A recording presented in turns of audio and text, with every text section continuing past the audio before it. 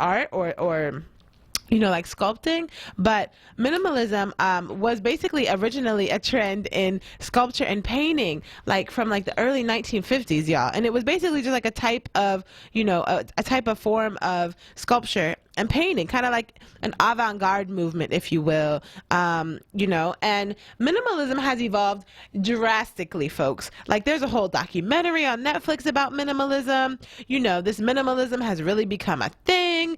And my question to you is, do you know anything about minimalism, or is it just a fad? And so here's the thing. A lot of people are saying that, and there's a new study that came out that says that practicing minimalism can help you solve all of your financial problems.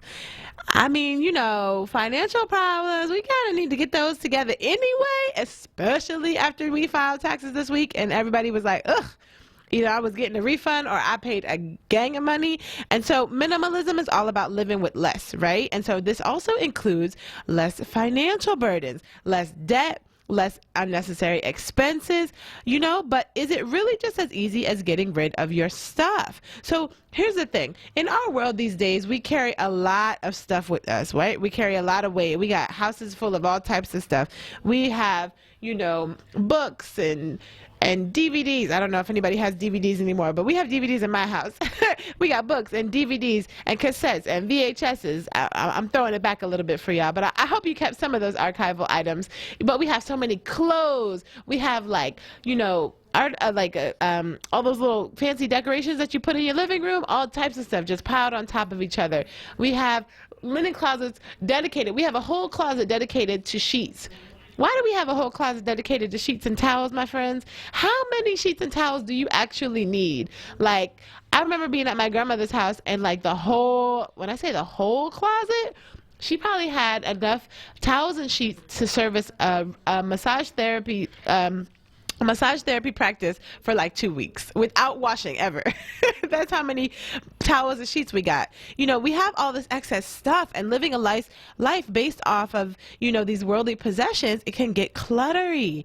And the more stuff you have, the more stuff you got to keep track of, the more stuff you got to clean up. And so there's this whole idea that some of the benefits of minimalism, right, is, to reduce some of these worldly possessions, if you will. And so the philosophy is really about getting rid of excess stuff and living a life based on experiences and not based off of worldly possessions. That's slick, y'all. I'm really, really into minimalism, and I really, seek to embody this in different parts of my life. And so I want to share this with you all because I think that minimalism really can be a benefit of your financial success. Okay, so here's the thing. Minimalism can help you do a lot of things, right? There's this whole conversation about going green, and we actually have a whole entire blog website dedicated to it. It's called onWURD, ECOWURD, and you can get all the latest information about what's going on in the green space, what's going on in the earth, what's going on in our communities, and how these environmental factors are affecting our communities. So that's one way minimalism can help you. It can help you go green. It can help you reduce your waste, reduce your plastic, and really contribute positively to the environment. Hello, somebody. We're all here for that. Are we not? Yes. It can also help you be happier and less stressed. I hate cleaning up. I don't know anybody who gets excited. Actually, I do. I do know. Are you that person? I see you smiling. I do know some people who get really excited when they have to clean up at the house, and they're like, yeah, it makes me feel so good, and I just get in my zen space. I really appreciate you all, and y'all can come to my house and clean, because I'm not really, that is not my favorite thing to do in life. I'll get in the mode to get the cleaning done, but I'm not like, yeah, today is clean the living room day. Woo! Not me, y'all. But, being a minimalist and having less stuff can help you be happier and less stressed, because the most stressful thing in our lives sometimes is that clutter, that pile of clothes from at the end of the week from every day when all we did was come home and peel off all of our clothes and drop them in the same spot. What are we doing with that, y'all? Why are we doing that? Somebody inform me on what is going on with these piles of clothes in every single person in the city of Philadelphia's bedroom right now. There is a pile of clothes somewhere. What is that about, y'all? We got to get this together. Not only can minimalism help you be happier and less stressed, but it can also help you spend more time on experiences than having stuff. We spend all these hours working, hopefully working in a career that you love, love. But then after we work, we make these paychecks and then we just spend our money on debt. Oh, let me pay this credit card. Oh, let me pay this back taxes. Oh, let me pay this other thing. Is life not just about making money, working, making money, and then that's it? I'm just not here for it. Like, I think there's so much more to life. You already know my stance on this. So wouldn't you like to have less stuff so you can spend more time on your experiences? Wouldn't you like to be the type of person that enjoys your life and doesn't feel so caught up in, you know, setting the trend and following the trends and doing what other people think that you're supposed to be doing? Don't you want to be the person that loves life, that's in love with life? You know, I'm in love with life. Don't you want to be that person? Don't you want to have that freedom of time and space? And you know what? Even have that extra cash in your pocket? I think you do. I think you want to be that person, and I know that I do. And so minimalism is a way to really explore that conversation and really bring yourself to a space where you are opening up and making room for the possibilities and the manifestation that you've been talking about since 2019 came through the door. Am I not right? It's already April, y'all. How many of y'all had hit all your goals for 2019 already? Nobody. January 1 came around the door and everybody had a New Year's resolution. Where'd it go? Is it underneath that pile of clothes? What is really good, y'all? I'm here for minimalism. I'm all about it. We need to get rid of the clutter that does not add value to your life. We need to open up the conversation and make room for the abundance that we are all preaching and speaking about. It's time. It's time to get on this minimalism tip, y'all. It is time to make this happen. So how can you do it? How can you become a minimalist? How can you open up the conversation, right? You know, it's really, really not that deep. You just got to do less with more. I mean, do more with less. My bad. You got to do more with less. Does that make sense? You got to cut down on buying all this food. Raise your hand if everybody's freezer right now stuffed to the max. Why you got all this stuff in your freezer? How much are you really going to eat? We got broccoli, mixed medley vegetables. We got string beans. We got extra frozen items. We just hope we got frozen lasagna. We got frozen, chicken nuggets and 4 ice trays. How much ice you really eating, y'all? We are packed to the max with all these items. And so even just the smallest, littlest thing that we can do to make room in our lives, that, my beautiful friends, is part of that minimalist identity. And so you can explore this. You can try this out. You can do this. The easiest thing you can do is do more with less. Spend less money, right? Save your money. Get rid of some of that clutter. It's time for spring cleaning anyway. You know, bring yourself to a place of balance and allow yourself. Because a lot of people say that low-income folks can't afford to have good experiences, that we're limited to movies, eating out, and going out to the bar. That's basically like top 3 things that folks are doing.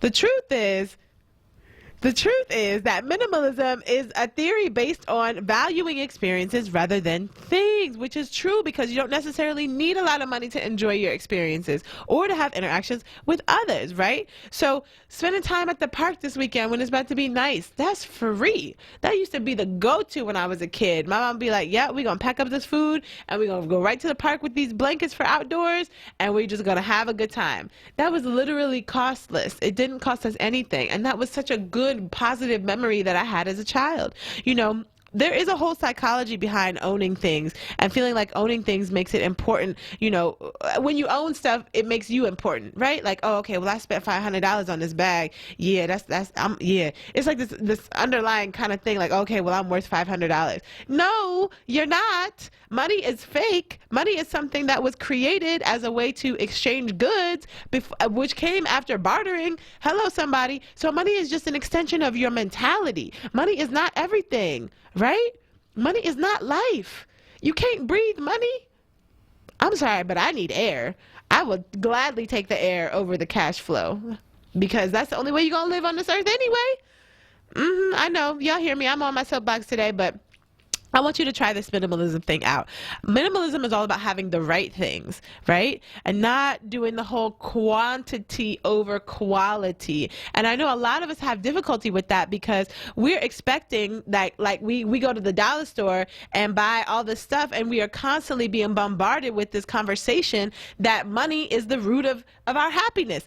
I'm here to tell y'all it's just not true. So get on this minimalism tip, y'all. Get on this less for more. Get on this positive positive experiences. Get on this investing in self and investing in your community and investing in your family. Spend more quality time. Get off of these elements, yo. We are steady taking our information from sources that are not reliable, right? Should you become a minimalist? That's up to you to decide. It's a personal conversation, but what I will say is there's a lot of value in experiences, and I'm busting all the way through the stereotype that low-income folks or people of color can't afford positive experiences. We have a beautiful life to live on this earth, y'all. We have amazingness to bring. We are thebomb.com. Let's be out here shining, and not necessarily shining with all these coins in our pocket. Or even in our mouths. Let's make today a great day. I want for you to know that you have magic in your bones. You are a spiritual being having a human experience. You are incredible. You are joyful. You are peaceful. You are grateful. Wake yourself up this morning. Stretch yourself on out the bed with those pretty little toes that you got ready for the spring fling. Reach your arms on up out to the sky. Say hello to life. Breathe in that fresh, clean air, my beautiful, beautiful people. It is currently 6:22 a.m. here in Philadelphia, on this beautiful Thursday morning, April 18th. If you got to be at the door by 6:30, you got 8 minutes. This is Helana here live on Daybreak every single morning with you from Monday through Friday at 6 a.m. to 7 a.m. here on WURDradio.com. Black Talk Radio in the building, 96.1 FM, 900 AM dial. Guest host over there, Martin. We're going to take a quick break, and I got the bomb.com interview for y'all on the other side. Don't you dare turn that dial. We'll be right back. Councilman Alan Dom is building a brighter future for Philadelphia's children, fighting for more school funding, raising funds to support tech education, and personally donating to teach computer coding at Coded by Kids. Listen to Coded by Kids instructor Ashley and CEO Sylvester Mobley. There are a lot of kids that will have a brighter future thanks to Alan Dom and his contributions to Coded by Kids. Having Alan Dom make a commitment to transforming people's lives through technology has helped us. I can't thank Alan Dom enough. Fundraising to teach computer coding, personally donating thousands. Alan Dom is fighting to give our children the opportunities they deserve and preparing them for success. Big ideas. Big achievements. A better city for all of us. Vote Alan Dom, Democrat for City Council at large. Paid for by Alan Dom for City Council. I'm Mama Dietz. At Dietz & Watson, we've spent over 75 years focusing on the details. This philosophy started back when my father learned how to make franks and sausages the right way in Germany. Today, we put that same level of detail into everything we make. If it isn't good enough for our family, it isn't good enough for yours. Dietz & Watson, caring like only family can since 1939. Einstein Bariatrics wants to talk with you about how losing weight can impact every aspect of your life. They know weight loss surgery is no easy decision, but will be with you every step of the way. With nationally recognized expertise and a full team to support you from the moment you reach out, Einstein is committed to doing whatever it takes to help you succeed long after your surgery. They've already helped thousands start a new chapter in their lives and will do the same for you. This changes everything. Get started with a free information session at EinsteinWeightLoss.com. Word Radio, 96.1 FM and 900 AM, WURD. We filmed 15 Pennsylvania kids who were all waiting to be adopted and asked what having a family and permanent home would mean to them. I want a family just to accept me for who I am, to be there just to support me whenever I'm needing it. To be matched with a family would be amazing. I won't be in a system all the time. Visit adoptpakids.org to watch the video, meet the kids, and learn how you can become a foster or adoptive parent. Paid for with Pennsylvania taxpayer dollars. When you went car shopping, you meant business. You aced vehicle history searches and test drives. You out-salesmaned the salesman. Now you've got your wheels. If you manage that, you can get your retirement plan on track. Visiting aceyourretirement.org can help. With 401k tips and smart saving strategies, you'll have the info you need to get more for your future. Go to aceyourretirement.org, because when it comes to speeding past financial challenges, you're an ace. Brought to you by AARP and the Ad Council. Now back to Daybreak with Thera Martin onWURD Radio, 96.1 FM and 900 AM WURD. Streaming live at wordradio.com. Good morning, good morning, good morning. This is Halana here, live and in the building, here with you on WURDradio.com, 96.1 FM, 900 on your AM dial. Guest hosting for Thera Martin, each and every single day with you Monday through Friday from 6 a.m. to 7 a.m. It is currently 6:26 a.m. I told you, if you're getting out the door at 6:30, you got 4 minutes. Those 4 minutes can either be the longest 4 minutes of your life or they can go by as quick as you ever experienced it. So go ahead and get yourself on up the door, get yourself ready to rock and roll. Grab your packed lunch. You know I'm a big advocate of packed lunches. Grab that packed lunch and make your way on out to this beautiful day. And on your way to the car, click us back on, because I'm about to bring to you the energetic and passionate educator, brother Professor Griff. Now, I don't know if you know who this is, but if you don't, you need to get up on it, because, yeah, Professor Griff is a cultural and entertainment analyst and internationally renowned educator, writer, producer, musician, rock and roll Hall of Fame recording artist, lecturer, and co-founding member of the pioneering and revolutionary hip-hop group Public Enemy. And, you know, the work that he's done in the community is really, really just like incredible, yo. Author of the popular music guide, Music Business RIP, resource information publication, he stands as a highly acclaimed, seasoned entertainment industry veteran and sought-after resource on all aspects of the music business. Professor Griff is an activist within both the conscious and the hip-hop communities. Professor Griff currently stands as the permanent fixture on the international lecture circuit with his riveting and powerful discourse and book, The Psychological Covert War on Hip-Hop. An energetic and passionate educator, Griff skillfully customizes this extensively documented literature and lecture to suit the needs of all of his audiences. Armed with an exemplary life of service and an impressive and 20-year musical career, y'all, just get it together right now, Griff effortlessly draws upon his own extensive entertainment industry experience and a vast reservoir of historical scholarship and research to deliver this poignant message. Reared in Long Island, New York, and a current resident of Atlanta, Georgia, and recently was right up in here in Philadelphia. Y'all probably missed it, but you don't miss the next time he comes through. Griff maintains a coveted role as Minister of Information for Public Enemy and is currently celebrating an unprecedented 60 world tours and 20th year anniversary with the group. A well-rounded music enthusiast. Professor Griff, welcome to the show. Greetings, and thank you for the welcome. And that was a critical bio there, man. It's like kind of old. We need to update this. I'm with you on that. I'm with you on that. Yeah, we need a fresh take on that one. So I really appreciate you for coming through in this early morning interview. I know this is everybody's sleep hour, but the folks listening out there ready and reared to hear what you have to deliver. So I'm excited to be able to share this platform to inform the folks about your message. So my first question really is, you know, how was the group Public Enemy started, and what role did that play in like shaping who you became as a young person? Now, you know that's $1 million question. I know. Yeah, that will take all of your time on the rest of your show to answer that question. Give me a synopsis. Give me a little snippet. All right, brothers in the hood doing music, DJing, excited about hip-hop, but tired of the same old themes coming across the airways, coming across the mixtapes, coming across. So we decided to do something different, and we tapped into what our parents gave us, our neighborhood gave us, our elders gave us, the community center gave us, the African-American experience run by ex-Black Panthers gave us, that me, Chuck, and Flavor attended. And we decided to speak truth to power and make a difference, and not only in music, but in the world. So we came together. I was a DJ. Chuck was a graphic artist, not yet an MC.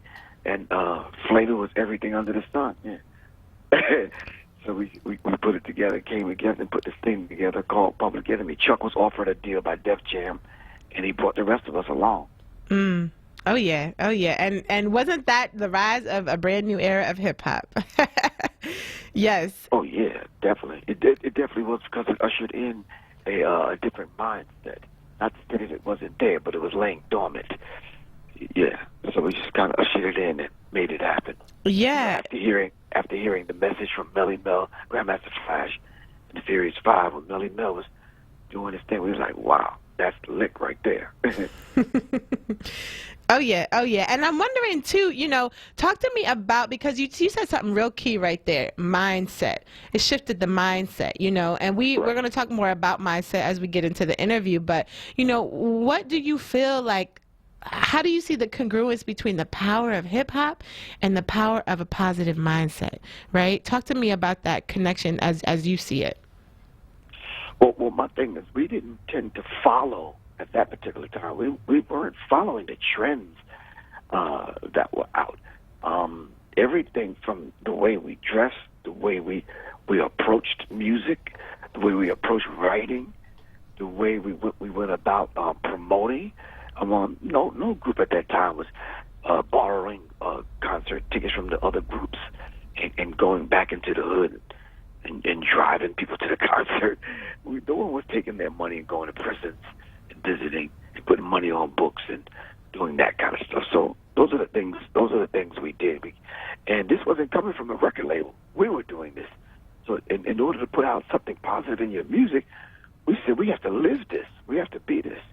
Of course, we had a struggle with Flavor Flav keeping that thing together, but so we had to live it. So we walked the walk as we talked the talk, and it was a beautiful thing. We pointed people to organizations that had study groups and they wanted to better themselves. So we had people take the nasty fake gold chains off their neck, right? Put on real African medallions. Yes, we yes. To put libraries together and read books. No other group was doing this. Yeah, at that time. Yeah. So the mindset was slowly changing, and we were hoping that it would reflect in the music, and it did. Yes, yes, and I feel like it's safe to say that mindset is still shifting. I'm curious as well, because you came through in an era and then created an era. You know what I'm saying? And brought in a new energy and a new wave and shifted the culture in a way that started with the mindset, that started with resources, that started with you being that minister of information. What was it like for you personally to be able to express yourself so freely, or did you feel like you could do that? And what was the experience of your other teammates? I would say that expressing myself freely was one thing, but it's on three different levels. Expressing myself freely via someone else's voice, because I was rarely heard on the songs. Right. But my writing was felt, and that was fine for me because I never wanted to be out front. Not that I couldn't handle it. It's just that it's the way we designed the group. You cannot deny Flavor Flav was something to behold, something to see, something to experience in the context of Public Enemy. Yes. Chuck had a dynamic voice. But yes. Chuck was a man's man. He had a man's voice, and we wanted to make sure that people see us and heard us and then experience us. And then the whole idea of Terminator X only speaking with his hands as a DJ, and then on top of all of that, you have the S1Ws not dancing but doing military maneuvers and doing mini lectures inside of the show. Wow. You understand what I'm saying? So the expressive aspect of it was a beautiful thing on 4 or 5 different levels, and it was beautiful. It felt good at the end of the night after coming off stage. Yeah, and I could feel that. It's like you took me back in time just now, to kind of see that energy, and it's like, speaking only with your hands, like that's called sign language, but nah, it's more. You know what I mean? Right. So I love that. I know that was nonverbal communication. Exactly. To support the mind revolution. Yes, exactly. See, that's what we need. We need this. We need all of this refreshed. We don't just need to update your bio. We need we need this information mass spread, especially because we're gonna get to the epidemics. We're gonna get to the lecture griff. But I just wanted to get a little bit deeper. your younger days, because I know for me, a lot of my younger experiences have really shaped who I've become, and also, they gave me the open door to expand in those spaces. So I'm curious, for you, like, can you tell me about, an experience that you had in your 20s that really, stuck with you, that has shaped a part of who you are even, today? Well, you kind of figure I was born 1960. Yes. So when my 20s rolled around, we experienced the birth of hip hop, and that was that cultural experience where we started marrying things on to one another. We was allowed to take the average poem or spoken word piece. They didn't call it spoken word then, that we heard from Gil Scott-Heron or the last poets, and say, "Now wait a minute, that people need to hear that." Right. The average book that we read, Message to the Black Man in America, and some Chancellor Williams' book, The Destruction of Black Civilization, or Stolen Legacy, George G.M. James, and put that to music, that was exciting to us. So that is the experience. As a matter of fact, that you mentioned the word experience or the phrase experience, me and Chuck went through the African-American experience. That's what it was called. We affectionately called it the experience. And that's what we wanted to give to people that gravitated to Public Enemy's music and the Public Enemy movement. We wanted to give them an experience. So some people came to hear Public Enemy, and then some people came to see Public Enemy, and we synthesized it, and it became an experience. And we never called the people that were there at the concerts fans. We called them fams. They were part of the family, the mindset, the revolutionary mindset. Oh yeah. You dropping gems out there. You are dropping gems, and I wish in a lot of ways, like, we could, bridge this gap, right? You're born in the 60s, raised in the 70s, 80s, coming up right at the birth of everything that all the young bucks out here are, like, trying to go back to. You know what I'm saying? Like, trying to go back and figure out, like, what was going on at that time. And everybody's doing documentaries and conversations about the legends of that time, including yourself. And, I feel in some ways that there's been this intergenerational disconnect around the conversations, not just around hip-hop, but, using hip-hop as a lens to see the rest of the world and the rest of the issues that are going on in our communities, and finding that there's a disconnect across the board. And I recognize, and I wonder if, you've become a prolific and profound writer, of course. You have many books. You're a profound author and a lecturer. You're on the international circuit on the regular, riveting content, and your lectures always provoke that mindset shift, right? Why not a different path? Why not something else, like a chef or a principal of a school, or, all these other possible career paths? Did you feel like hip hop chose you? Did you feel like there was something that, like, was a sign of the times that said, Griff, go this way? Why not something else? What was it that, led you down this career path, and ultimately, to live a lifestyle as Minister of Information for the culture, for the experience? Well, sister, if I ran my story down, no one would want to live this life. You sound like that's a glorious thing. Man, no one wants to live this life, always being threatened, always being followed, always being scrutinized, always being talked about, always being plotted against, simply because you want to speak up and you want to speak out against injustices across the board. So it's not a glorious thing. The life of a revolutionary, when I say revolutionaries, I don't want people to roll their mind back to a Che Guevara. You can. I don't want you to roll your mind back to some of these high-brand revolutionaries, but revolution is only complete, constructive, conscious, cosmic change. You represent a revolutionary. You understand what I'm saying? I appreciate that. Those of us that have been called to change and move things, we want justice. Plain and simple. What better way to do it than via the whole idea of communicating with people and meeting the people where they are? Music is a beautiful thing. Music is a universal language. Music is like a smile. You don't smile in a particular language. A smile is a smile. You meet people where they are. So what we did was we looked at those things that was affecting the people, and we said we're going to offer a solution lyrically, musically, and we're going to express ourselves in that way and have people release some kind of tension. You understand what I'm saying? When you go in the lab like we did, and you take James Brown mixed with the Isley Brothers and Earth, Wind, and Fire, do you realize what you're doing? That's alchemy. You understand what I'm saying? You take a base lead and using some scientific formula, dealing with a form of alchemy, you're transforming the lead into gold. We wanted to do that with the human.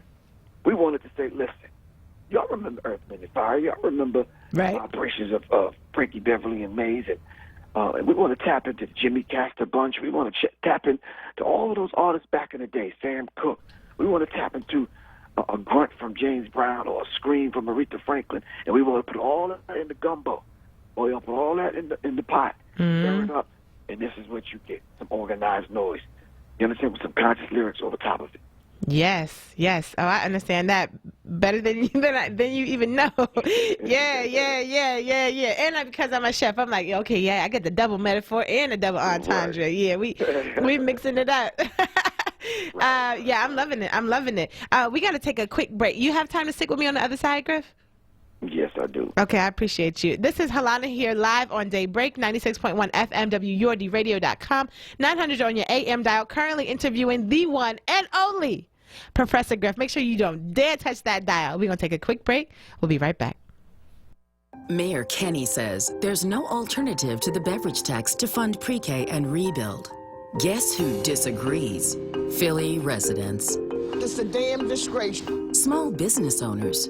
The businesses take a hit with profits and the customers take a hit with their payment. It's kind of a lose-lose in Philadelphia right now with this tax. And even Kenny himself in 2015 when he was a candidate, whose funding plan called for no new taxes. It's just tax after tax after tax in Philadelphia. Where does it stop? It's time City Council did something about it. Now, Philadelphia has a surplus, more than $360 million to fund critical needs like pre-K, without the unfair beverage tax that hits working families the hardest. Call 311 and tell City Council to do the right thing. Axe the beverage tax now. Brought to you by the Axe the Bev Tax Coalition, funding provided by the American Beverage Association. Do you find yourself straining or getting headaches while on the computer? Are you squinting or moving that restaurant menu further back to read it more clearly? Enough is enough. It's time for your annual eye exam and eye innovations in Drexel Hill, and Philadelphia is where to get it. Take back control of your vision and health and schedule your comprehensive eye exam today. Book online at eyeinnovations.net or call 610-446-3939. Mention this ad and receive 10% off your next complete pair of glasses. Be heard. Want another way to join the conversation? Follow us on social media using the hashtag onWURD. Be heard. Stay connected to Word Radio. Independent Black Media. 1 in every 4 of us can't make ends meet.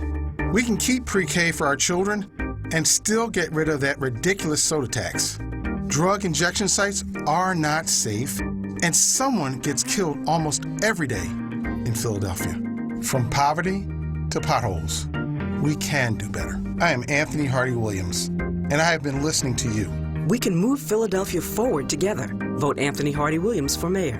Paid for by Williams for mayor. Independence is a precious thing, but now and then everyone needs a little help. Isn't it good to know that getting the help you need doesn't mean drastically changing your life? Always Best Care Philly and Delaware is there to give you just the amount of help you need, from a few hours a week to as many hours as you need, handling everything from light housekeeping to meals, and so much more. Don't struggle. Contact Always Best Care and see how easy it is to age in place. Call us at 267-909-9248 or visit abcphillybristol.com. Now, a traffic update on Word Radio. Good morning. This report sponsored by Indeed.com. Southbound 95 now jamming. Betsy Ross down through Girard. Schuylkill eastbound, Gladwin to Belmont busy. Westbound City out to Gladwin. Getting heavy westbound behind delays Parkway through the Schuylkill Expressway. Looking at Blue Route 476, Pennsylvania Turnpike still moving fine. 55 northbound north of Deptford and the 42 getting heavy. 42 northbound busy. 55 through 295 into Philadelphia. Still no issues on the area bridges, including the Ben Franklin.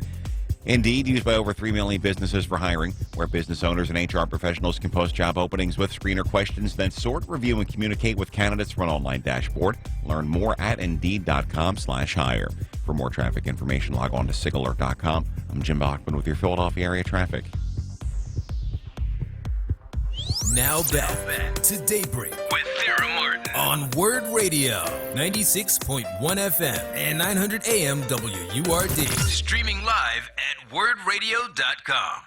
Good morning, good morning, good morning. Welcome back to the show. This is Halana here live on Daybreak each and every single day with you from Monday through Friday from 6 a.m. to 7 a.m.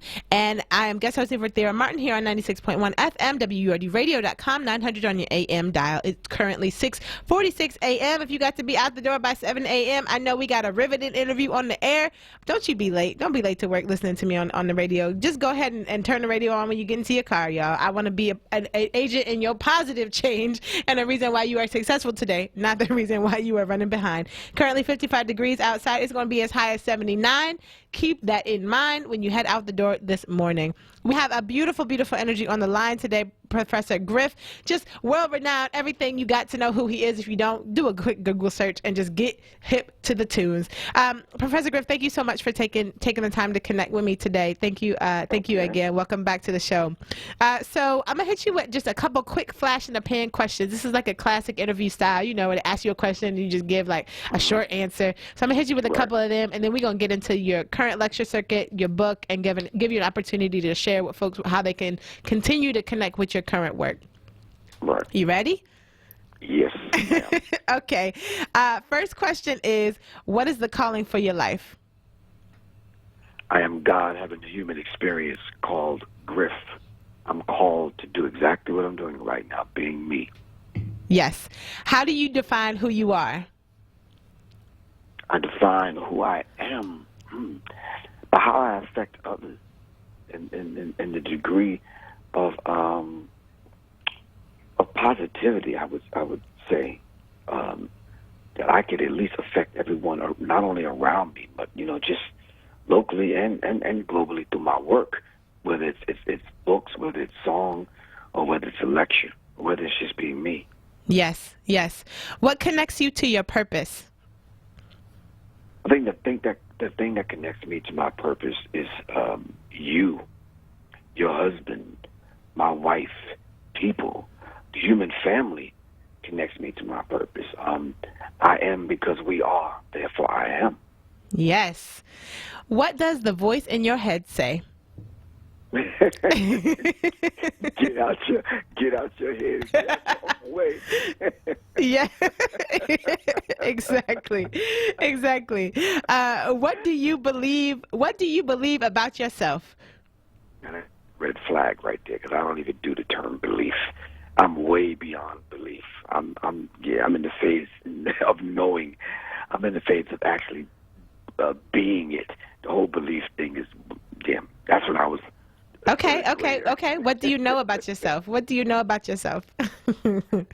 mission statement. I know I'm God having a human experience called Griff. Everything divine in nature is within inside of me. Hey now. And as I've heard you say, I think, you got to put living food in a living body. Yes, 100%.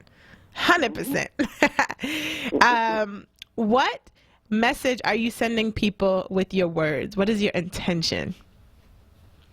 Well, it's hard to express myself through this language, through this English language. Mm-hmm. So it has to be accompanied with sound. Yes. It has to be accompanied with music. It has to be accompanied with action. So the message is accept your own and be yourself. The message is just be you. You understand what I'm saying? Connect with the God that's within you. It's not education is not something you put in. These experiences and education, what we know, is something we draw out of the human, not put in the human. You are all that you ought to be in this world. Just be it. Yes, 100%. 100%. What is your spiritual practice? Riding on the breath, man. Yes, I understand. The breath is the life, man. You understand what I'm saying?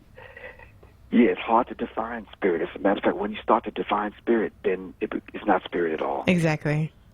Yeah. Yeah, I'm sorry about that. Go ahead. If I had to teach that to a 4-year-old, I would give her he or her a glass of water. I take a walk through the park and breathe. Of course, without the pollen. I'm here in Atlanta. The pollen is crazy. I would say just, connect with the sun, connect with the nectars, connect with nature. You understand what I'm saying? 100%. That's what that would sound like, yeah. To feel it, feel it. Like spiritual practice is not a definition. It's an energy. It's a connection. It's a feel. Right. It's a deep knowing, as you spoke earlier too. Exactly, right. Exactly. 2 more quick questions. What is one of your favorite quotes? One of your kind of quotes you live by or you love? Well, I think I say it every single time, and I think I just gave it to you twice. And I actually use that tagline for my show. I have a show called Serious Minds, because serious minds attract serious minds. Seriously. You understand? Like-minded people always got to come together. You understand what I'm saying? And sometimes we don't even know it because we're coming together on a spiritual tip. Mm-hmm. But like minds always draw like minds unto itself. So I'm God, have a human experience. Right. They just call me Griff, that's all. You express that attribute. We all have different attributes that we express via the one main source. And last question in the flash pan. What is your superpower? I think my superpower is, when I get the mic, some people that view me and hear my name, red flags come up.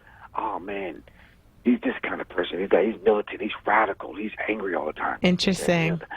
But when you hear me speak, it's like, no, you don't get that at all. No, you get realism. You get like, wow, okay. I never heard someone put it that way. You understand what I'm saying? So, yeah, that's my superpower. My superpower is just being me. As a matter of fact, I have a comic book called Who Stole the Soul?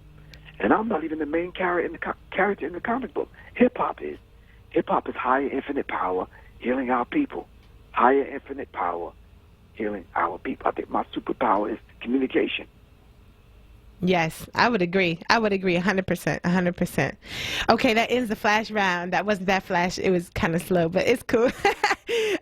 So talk to me about your books and your projects. What are 3 things that you're currently doing to ensure your success? Where can folks, connect with your work and just deepen their dive? If this is the first time someone's hearing about you, like, what's the next steps for them to expand their minds? What are the things that you've put in place for you that are going to keep you successful? And how can people continue to support what you're doing and make sure that they stay locked in and plugged in? Well, I put love in everything I do. That's what's going to keep, me afloat. You understand what I'm saying? And yes. It's going to draw people to the work. That's number 1. Number 2, people can contact me at 678-557-2919. I think I'm the only person to give out their personal phone number. You understand what I'm saying? Yes. Or you can just Google Professor Griff. Go on YouTube, go to the search engine and put in Professor Griff, or go to Google and put it in. My work comes up. I would stay away from Wikipedia. But anyway, The Warrior's Tapestry is out now, and it's a book I've been trying to get out since November. Ask the powers that be that held it up. I'm not sure what that's about, but we can't discuss it right now. But The Warrior's Tapestry, I think, is a 200-page book that, you can use as a tool in order to bridge the gap between the communication between you and the millennials coming up behind us, which is very important. I think out of all the other works, the psychological covert war on hip-hop, symbology, analytics, acapella revolution, wow. My musical thing I'm doing right now, I'm producing an album for my wife, Soleil, who's a beautiful, amazing woman. And work that I have in progress right now in the studio is Heavy Mental in the revolutionary age of ghetto metal. People say, you do what? You do metal? Yeah, I do rap metal. I call it ghetto metal. But it has to be heavy mental. So, yeah, so I'm back in the lab doing music. And it's called ghetto metal. Yeah. Oh, I'm loving it. I feel like I have so many other questions, but of course, it's time for you to get on with your day. And it's time for the folks listening to get on to work. So I want to definitely invite you back. I would love to have you back on the show, Griff, whenever your schedule permits. And I just appreciate you so much for your energy and for your light and for your honesty. You know, there are a lot of people who've seen a lot of things like you have and who've experienced so many different types of, parts of the world and so many different personalities and people, and they become very disconnected from community, right? They kind of isolate themselves and they pull back as a way to cope with the difficult understandings and that cross-cultural communication that takes a lot of finesse. And I appreciate and I applaud and I uplift you for your work and for your diligence to the process and for your continuous contribution to community and for not shrinking back, for not disappearing into the shadows and for not giving up and for continuing to uplift our people in a way that is so meaningful, is so important, and for you to bring everything of who you are, all of that tragedy, all of that difficulty, and to alchemize it, to turn it into something magical and beautiful. That is the life story of the Black people. Each and every one of us can learn from your story, and we can learn from what you've done, and we can learn from your perspective and your mindset shift, and we can learn how to by doing, right? We can learn how you've done by doing it for ourselves and for taking. And so the ultimate message of inspiration, I feel, for Professor Griff, spiritual entity having a human experience called Griff, is to know, if nothing else, beyond a shadow of a doubt, that you can alchemize your life. That no matter what life has given you, no matter what tragedies or difficulties or traumas you've experienced, you can create beauty when you make that choice, when you set yourself up, when you practice your spirituality, when you ground yourself, right? When you support yourself, when you make that connection across generations, both elders and ancestors and the young ones coming up, and make yourself a conduit of energy and connection point. That is yet and how we breathe as a community, how we continue to move forward, and how we link arms, you know what I'm saying, metaphorically, and to walk boldly and fearlessly towards the light. You know what I mean? So I just appreciate you so much for everything that you have shared. Thank you, thank you, thank you, thank you, thank you. Thanks. Give thanks.